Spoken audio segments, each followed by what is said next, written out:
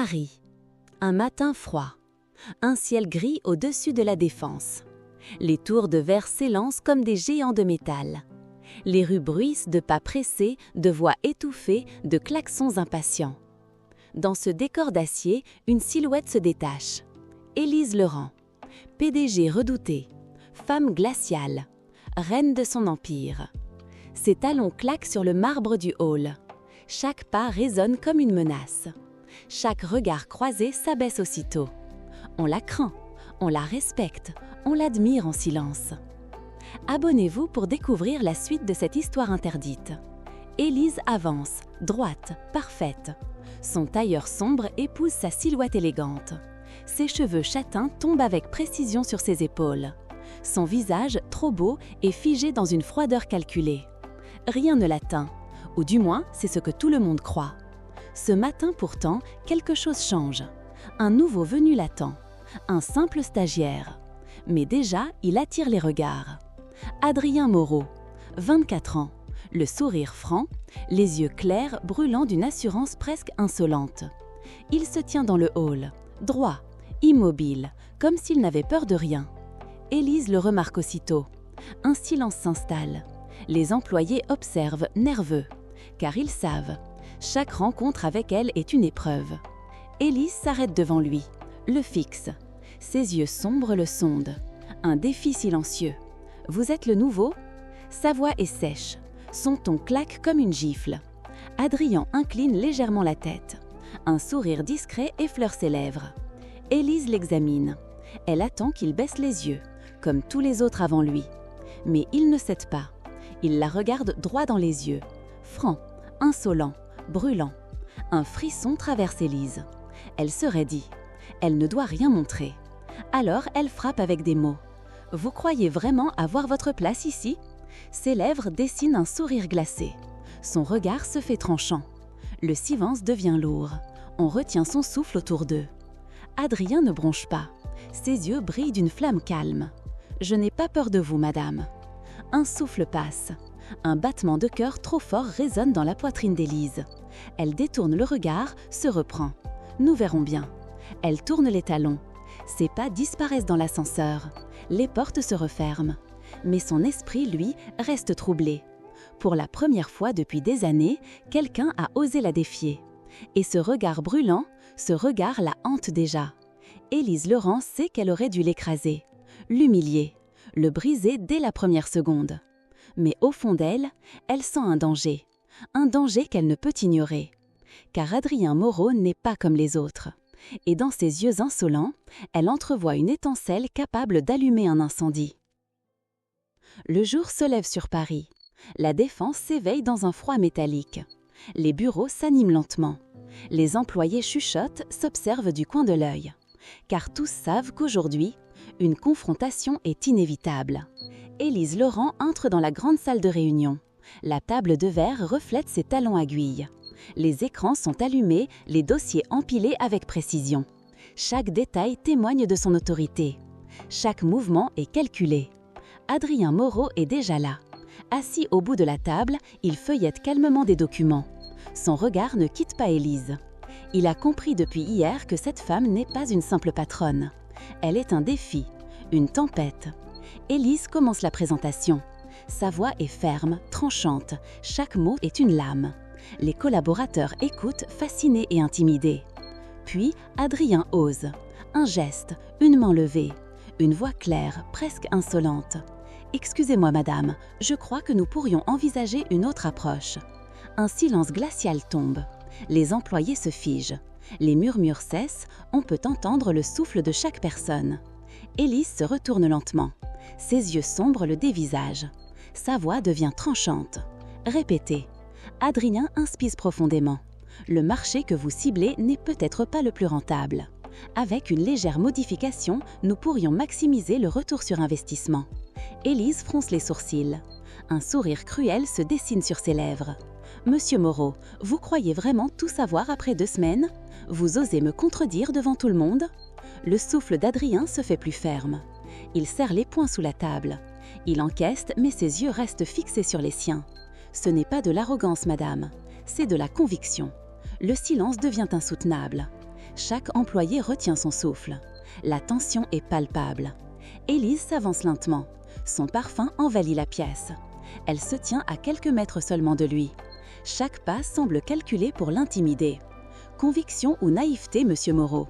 Dans cette salle, le résultat est le même. Vous venez de perdre une occasion de vous taire. Adrien se redresse. Son souffle devient plus audible. Son cœur bat vite, mais son regard ne tremble pas. Il sent quelque chose en Élise. Une tension, un trouble qu'elle refuse d'admettre. « Je ne cherche pas la confrontation, madame. Mais je ne me tairai pas quand je sais que j'ai raison. » Élise s'arrête. Ses yeux brûlent. Son corps se tend. Elle voudrait le réprimander, l'écraser, le renvoyer sur le champ. Mais au fond, une étincelle s'allume. Une curiosité dangereuse. Une attraction qu'elle refuse de nommer. Adrien la regarde. Il sent cette tension. Un mélange de défi et de désir. Il sait qu'il joue avec le feu. Mais il ne peut s'empêcher de sourire légèrement. Le reste de la réunion se poursuit dans un silence lourd.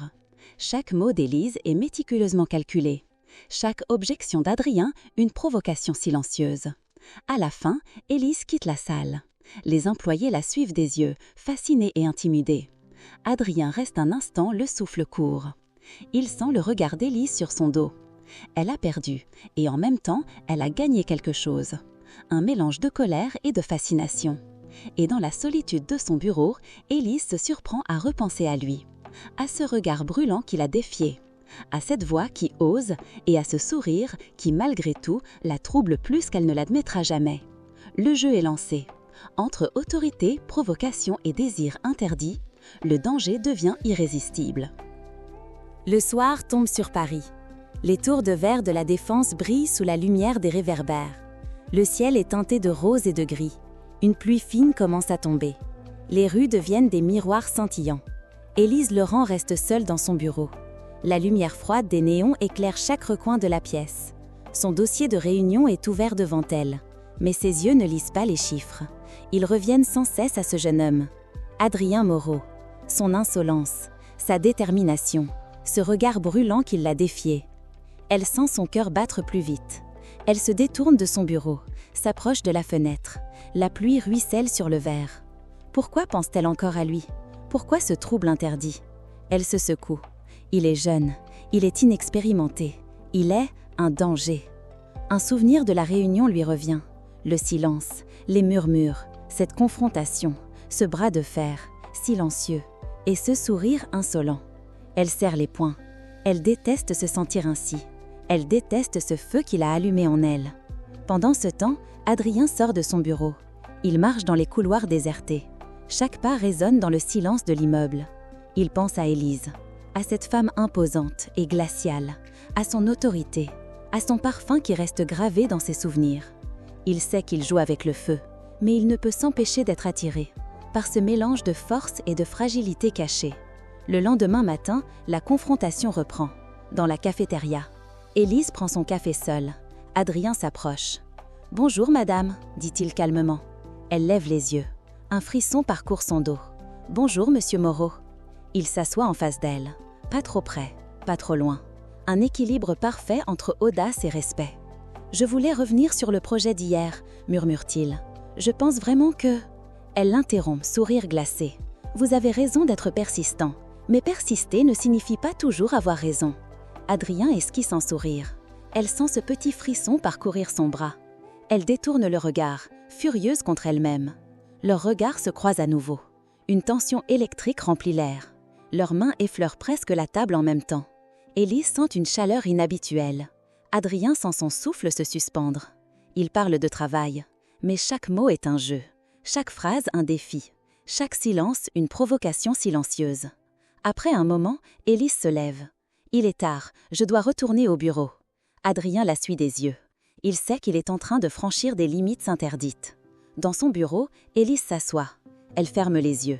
Elle imagine son sourire, cette audace, cette énergie qui défie tout ce qu'elle connaît.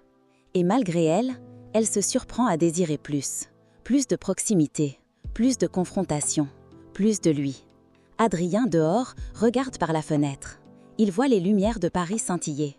Il pense à Élise, à cette femme qui le domine et le trouble à la fois, à cette attirance interdite qu'il ressent. Ils sont deux mondes opposés. Deux forces qui se repoussent et s'attirent. Et pourtant, leurs cœurs battent à l'unisson.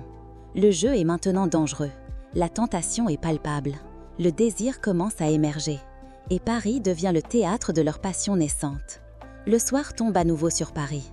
La lumière des réverbères se reflète sur les trottoirs mouillés. Le ciel est teinté de pourpre et de gris. Une pluie fine ruisselle sur les vitres de la Défense, donnant autour de verre une aura presque magique.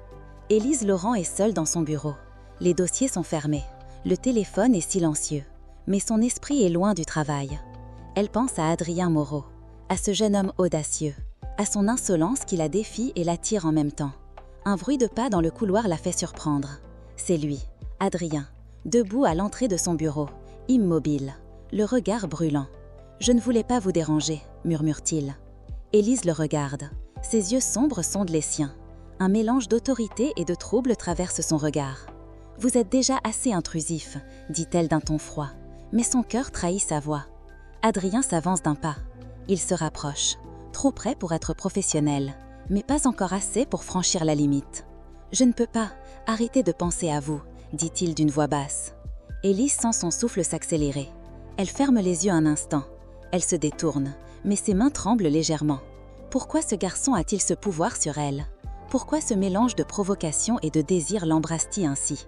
Adrien s'approche encore. « Élise, je sais que c'est interdit. Je sais que vous êtes la patronne, mais je ne peux plus ignorer ce que je ressens. » Elle sent la chaleur monter à son visage. Elle veut le repousser. Elle veut fuir, mais quelque chose en elle refuse. Quelque chose en elle veut céder. Leurs mains s'effleurent accidentellement en touchant la même pile de dossiers.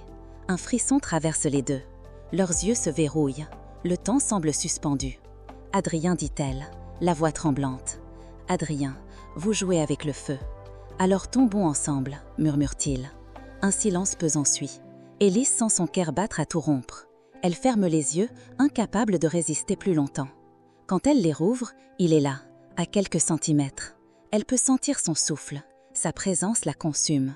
Et dans ce bureau froid et silencieux, il cède enfin à la tension accumulée. Un baiser furtif au début, puis un autre, plus long, plus profond. Élise sent toutes ses défenses tomber une à l'une. Adrien l'embrasse avec douceur et passion, mélange de provocation et de tendresse. Chaque geste est dangereux. Chaque frôlement est une promesse interdite. Leurs cœurs battent à l'unisson. Après quelques instants qui semblent une éternité, ils se séparent légèrement. Le souffle court, les yeux brûlants. « Nous devrions nous arrêter », dit-elle la voix faible. « Mais je ne peux pas », murmure Adrien, la regardant avec intensité. Ils savent que ce jeu est dangereux, que ce désir interdit pourrait tout détruire. Et pourtant, ils ne peuvent pas résister. La pluie continue de tomber dehors. Paris devient témoin de leur passion naissante. Et dans ce bureau froid et silencieux, Élise et Adrien découvrent un monde où l'autorité, la provocation et le désir se mêlent dangereusement. Le jeu ne fait que commencer, et chacun sait que, malgré les règles et la prudence, il est impossible de résister à ce que leur cœur réclame.